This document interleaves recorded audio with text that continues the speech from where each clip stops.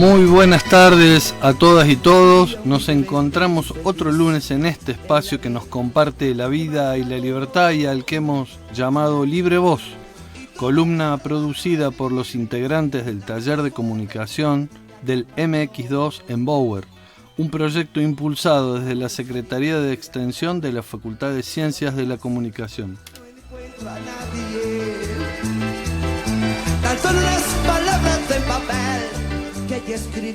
Mi nombre es Pablo Nata y en los controles está Iván Lonzakov. Hoy no nos acompaña María Lozada Fernández, pero sí tenemos una invitada que nos va a contar un poco de un proyecto que desarrolló en la cárcel de Montecristo durante el año 2023.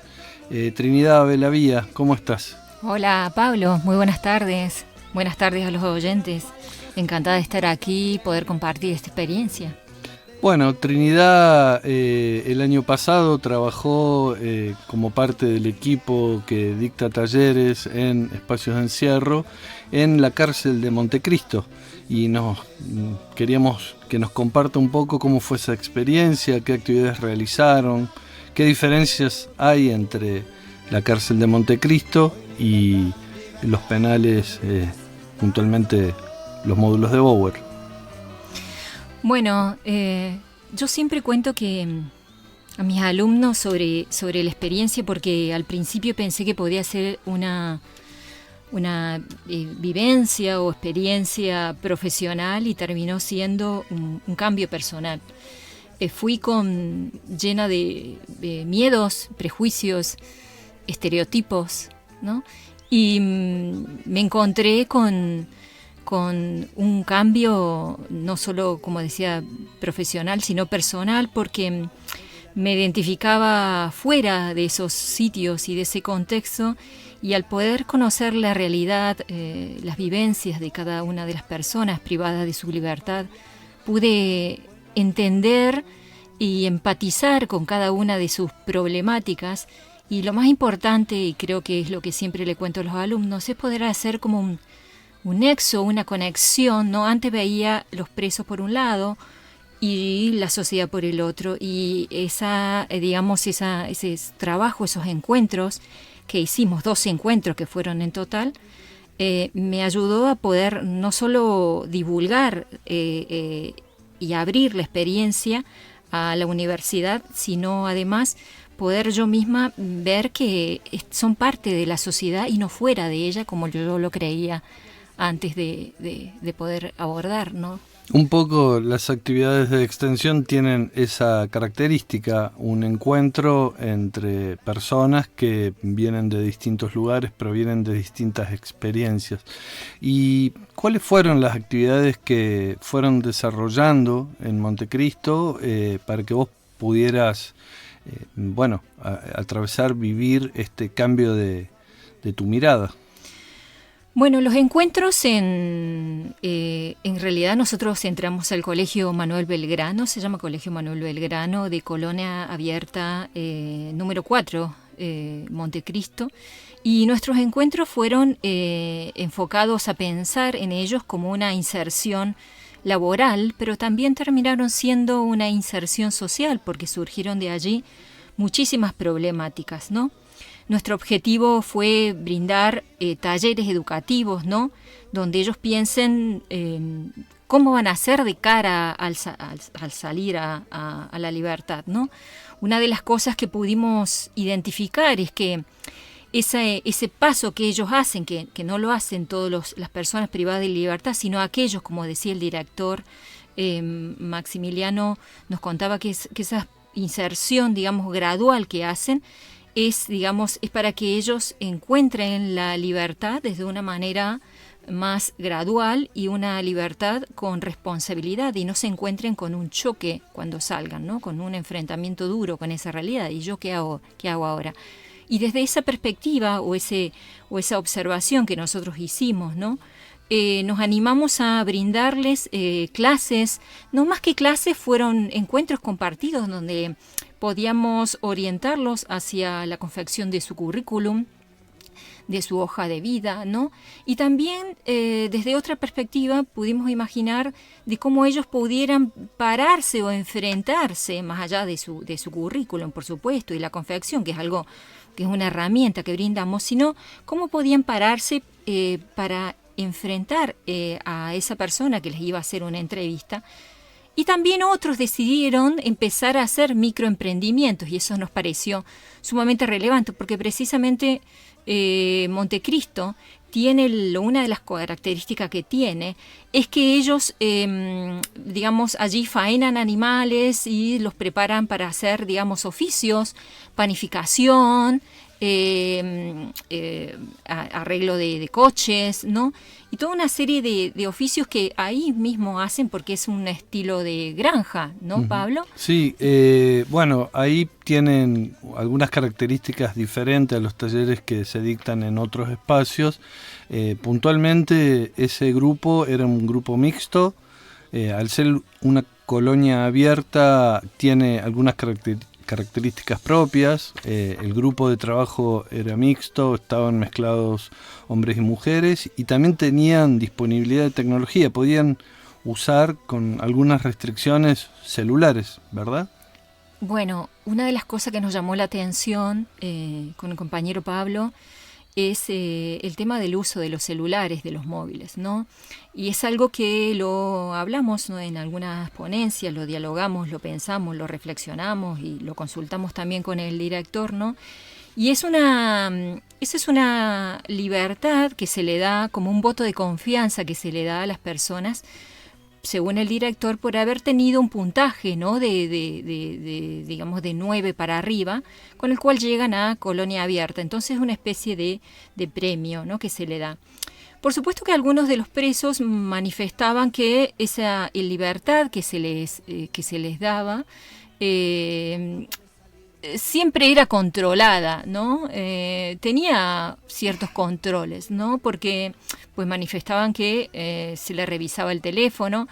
Una de las condiciones que nos dijo el director es que no podían tener todas las aplicaciones. Por ejemplo, las redes sociales no podían tenerlo. Lo que sí podían tener es correo electrónico, WhatsApp, YouTube, ¿no? A pesar de eso, por supuesto, la mayoría de ellos afirmaba que el poder comunicarse con su familia era algo que no tenía precio, ¿no? Saber qué están haciendo sus hijos, sus hijas, ¿no?, en ese entorno. Varios de ellos manifestaron que sentía que realmente había una conexión con el entorno. Fíjate que nosotros cuando buscamos bibliografía sobre eso, ¿no?, en realidad lo primero que se hace cuando ingresan a Bower, ¿no?, es restringirle del contacto con los otros.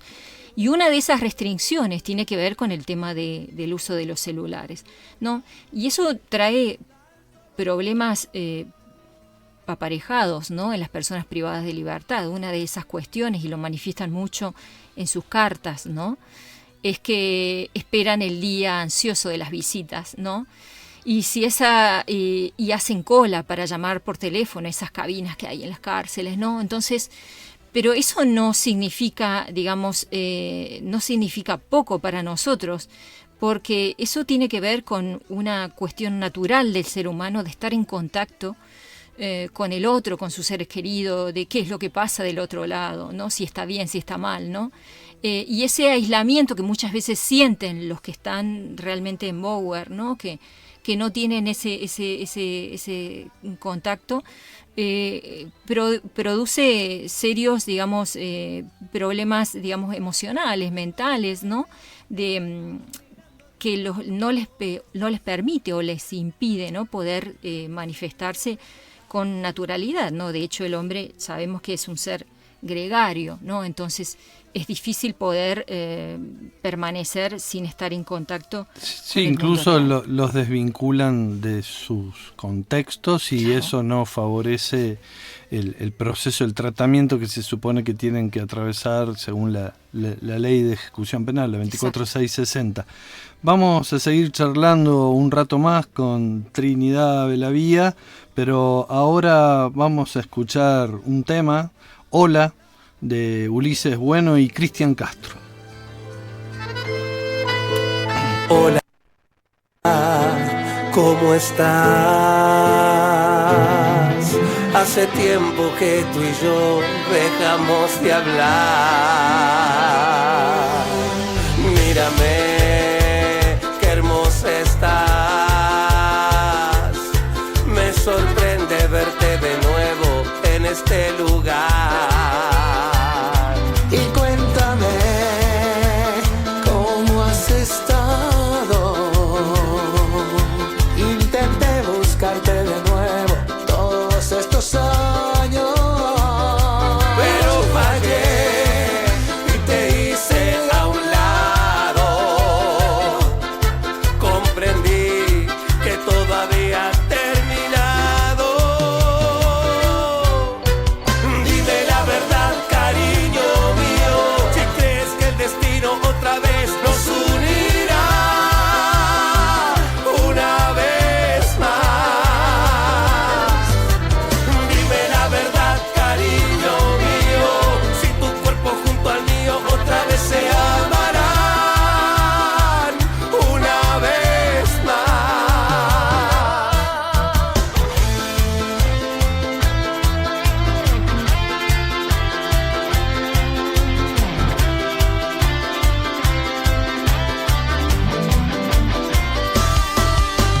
No, no te olvides. Les digo a la gente sonriendo, les digo que me siento bien. No, no te olvides. Sos esa batalla perdida en la que siempre viviré. Dime la verdad, cariño mío, si crees que el destino otra vez nos unirá. Una vez más. Dime la verdad, cariño mío, si tu cuerpo junto al mío otra vez se amarán. Una vez más.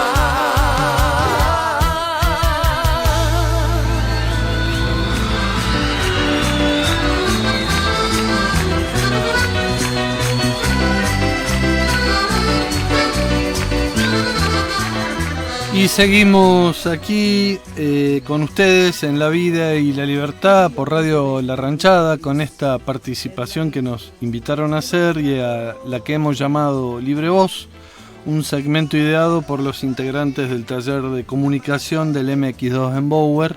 Y estamos conversando con Trinidad Belavía, docente de la Facultad de Comunicación, docente también en otros espacios educativos, que durante el año 2023 realizó un taller de comunicación en el EP4, Colonia Abierta de Montecristo, y nos estaba contando un poco las características diferentes que tiene Montecristo y las actividades que habían realizado en ese espacio, y también las transformaciones que atravesamos todos cuando nos encontramos en un proyecto de extensión. Decíamos entonces que en Montecristo los talleres eran con integrantes mixtos, hombres y mujeres, que tenían una diferencia fundamental, que era la posibilidad del uso de la tecnología, y es una colonia pequeña. Son muy pocos las personas que pasan por Montecristo a la hora de salir en libertad. Depende un poco de cómo realizaron su trayectoria en los penales de la provincia, y también veíamos que aparecían estas cuestiones, el choque cultural, el choque social que implica salir del encierro directamente a la libertad. ¿Y qué vemos allí con la inserción o reinserción y con los estigmas que sobreviven allí? Bueno, esto me hace acordar a una de las cartas que leíamos en el programa anterior sobre de uno de las personas privadas de libertad, que nos contaba que al salir se sentía muy señalado por muchos miembros de su familia, ¿no? Por familiares, amigos, vecinos, ¿no? Y tenía que cuidarse hasta en su modo de actuar, de pensar, de sentir y hasta en vestirse, ¿no? Si se hacía un tatuaje o no, ¿no? Y eso un poco nos trae a colación las problemáticas que abordamos en la colonia abierta de Montecristo, ¿no? Y una autora que nosotros trabajamos en algunas ponencias, que es Marta Bachina, que afirma que en realidad cuando hablamos de educación en establecimientos penitenciarios, sostiene que constituye escenarios altamente complejos, ¿no? Y que nos obliga de alguna manera a resignificar el lugar de la escuela y plantear preguntas, ¿no? Entonces, cuando trabajamos en los 2 encuentros, ¿no? Nos vimos que una de las problemáticas que decíamos o mencionamos recién no era la confección del currículum, no, porque eso, decíamos recién, es algo muy técnico, sino que los internos manifestaron, y eso es algo que nosotros se hicieron agua cuando lo escuchamos, ¿no? Es que sentían que esas salidas que tenían, ¿no? Ese contacto con el exterior, sentían que había mucho rechazo y estigmatización, ¿no? Y nosotros nos preguntamos, bueno, ¿cómo podemos abordarlo, no? Esta situación para ellos nos planteó la gran mayoría, ¿no? Y que en este sentido esta autora nos afirma que la persona no quiere explicar muchas veces su situación cuando sale, ¿no? Ni siquiera cuando va a un trabajo, y menos, por supuesto, si le piden certificados de antecedentes penales, ¿no? Eso le genera sentimientos de estrés, ansiedad, como si la culpa o la pena o la condena los persiguiera en todos lados, aún ya cumpliendo. La mayoría de ellos sostiene, yo ya cumplí, ¿no? Sin embargo, hay una condena social muy fuerte allí, que lo vimos, que se produce inclusive antes de las personas sean juzgadas, ¿no? Es esa condena que muchas veces hacemos los medios de comunicación, ¿no? Fíjense. Y ese miedo y rechazo, ¿no? Que sienten, inclusive en sus lugares de trabajo, ¿no? Los sienten que inclusive se tienen como hasta autoexcluir de muchos lugares. Por eso ellos pensaban en armar microemprendimiento, cuestión que nosotros los animamos y los felicitamos a hacer estas cuestiones, porque nos planteamos que de alguna manera las cárceles funcionan como contenedores sociales, pero no como, ya está por ahí, ¿no? Como coincidíamos con María García, perdón, pero no como generadores de transformación luego de que adquieren la libertad. No, la mayoría de los que ingresan cumplen condena, pero al ingresarse nuevamente al medio, ¿no? Salen sin ninguna herramienta, ¿no? De lo que puedan volver a modificar su situación, sumado a esto también el tema de esta estigmatización, ¿no? Entonces, por eso contaba al principio, ¿no? Ojalá todos pudiéramos hacer este proceso y empezar a pensar que las personas que han pasado por ese proceso y han cumplido, tienen una nueva oportunidad, y la sociedad ojalá pudiéramos abrirle todas las puertas para que ellos se insertaran nuevamente en la sociedad, ¿no?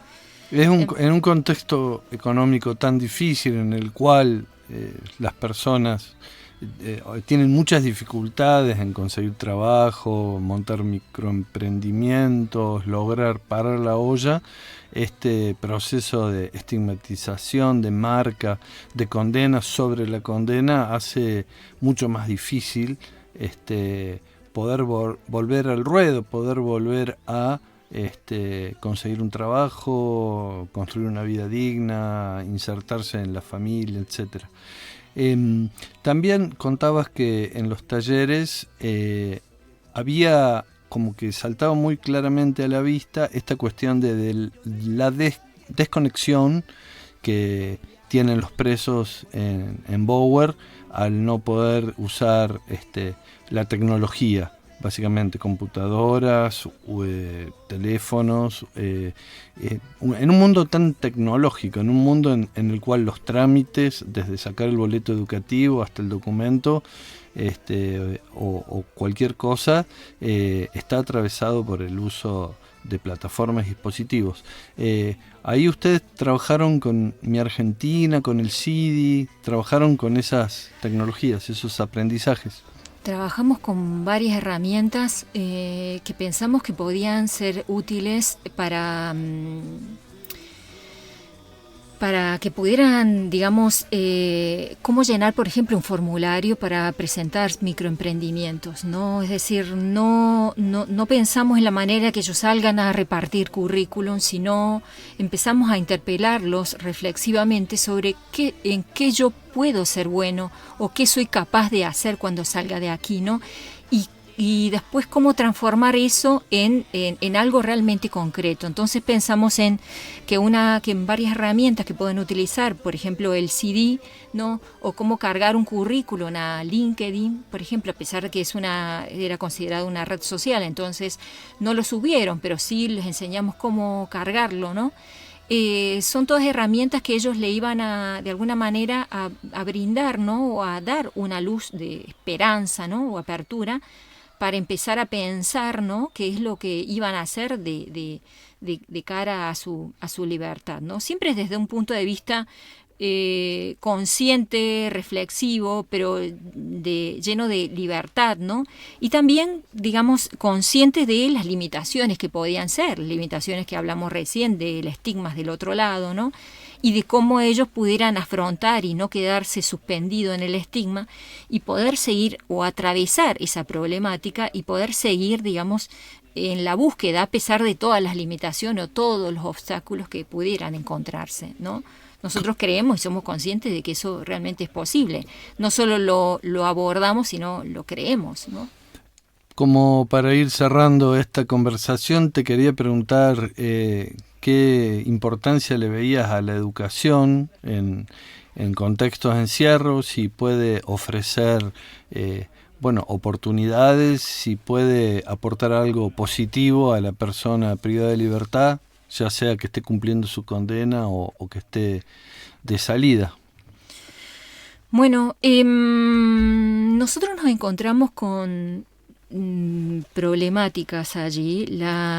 Cuando abordamos la colonia abierta Montecristo, que también el director Maximiliano nos comentó, ¿no? Nos encontramos con, la primera es que muchos han pasado mucho tiempo allí, ¿no? Porque vienen de Bower, algunos tenían 20 o 25 años. Presos. Y nos comentaban, falta mucho para salir, y entonces le preguntamos cuánto, y me dice 2 meses, ¿no? Y para alguien, digamos, fíjense qué distancia que hay, para alguien que no está privado de su libertad, 2 meses no es nada, pero para alguien que está dentro es mucho tiempo, ¿no? Y dentro de ese tiempo, muchos de ellos no tienen títulos universitarios, nos contaban, ¿no? Entonces, una de las cosas que nos contaba el director es que sí tienen cursos de formación, experiencia, no en panadería, cocina, limpieza y tal, pero una de las cosas que se les fomenta es poder abordar un estudio universitario o aprender un oficio, ¿no? Para que ellos mismos, ¿no?, sientan que tienen, ¿no?, herramientas cuando salgan de allí y decir yo soy bueno en esto, ¿no? Entonces, porque es un tiempo que tienen que atravesar, ¿no? También nos comentaba el director que no es obligación hacer cursos o hacer carreras universitarias, ¿no? Fíjense, pero sí que es cierto que cada interno cada vez más tomaba la decisión, inclusive algunos con mucho interés se acercaron a los talleres, de poder decir, bueno, yo quiero aprender esto, ¿no? Porque, digamos, necesito no solo superar el tema de la estigmatización, ¿no?, sino además empezar, digamos, a abordar mi vida profesional y ver qué voy a hacer cuando yo salga de aquí, de Montecristo, ¿no? Entonces, bueno, esa era una de las cuestiones que la colonia abierta tenía pendiente, ¿no? No solo los oficios, sino además de que ellos reflexionen sobre cómo pueden abordar su vida una vez que salgan del penal. Sí. Bueno, muchas gracias por este encuentro, Trinidad Belavía, docente de la Facu de Comunicación y integrante de los equipos que dictan talleres de comunicación en espacios de encierro, en esta oportunidad contándonos de la experiencia del taller en la colonia abierta de Montecristo que se realizó durante el año pasado, 2023. Y nos vamos con saludos desde Bower para el mundo, aquí en Libre Voz, la columna de los integrantes del taller de comunicación del MX2, un proyecto de extensión de la Facu de Comunicación. Les acompañamos desde este micrófono, Pablo Nata, Trinidad Belavía hoy como entrevistada e Iván Lomsakov en los controles. Y nos vamos con Callejero de Boedo de Los Callejeros.